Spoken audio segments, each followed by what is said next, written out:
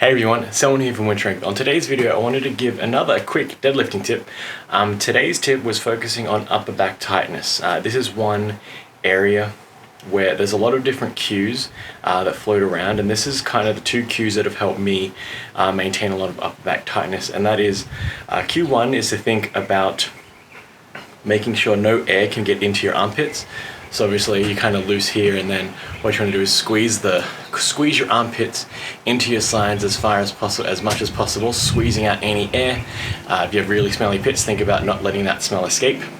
And then the second part to that is, once you actually have the barbell, think of bending it around your legs.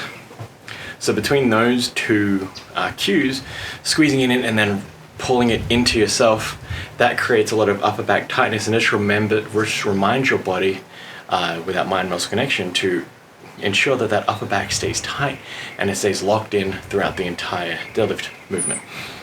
Whether you choose to have a flat upper back or a rounded upper back doesn't matter. Just make sure whatever posture you decide to keep or decide to use, that should be the same posture throughout the entire deadlift.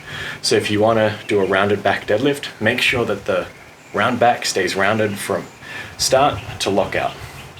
And that's just because, for the most part, you're not walking up to a weight that you've never done before.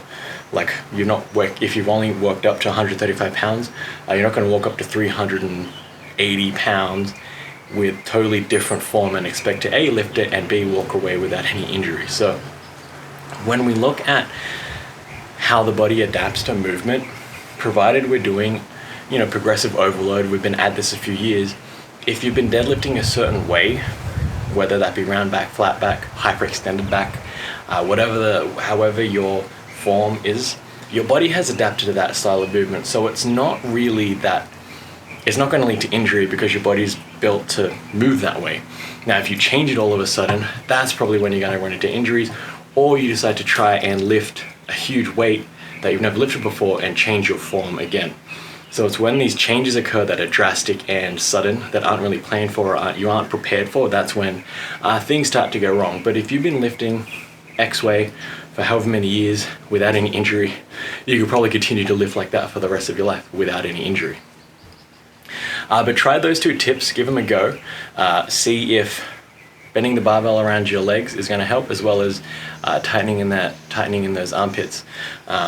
You obviously want to maintain that contact with the barbell against your legs all the way up, and that's really more of an efficiency standpoint. So when we take a step back, just to address another topic real quick, when you take a step back, form is really there to make sure the lift is A, as efficient as possible, and B, addresses movement goals.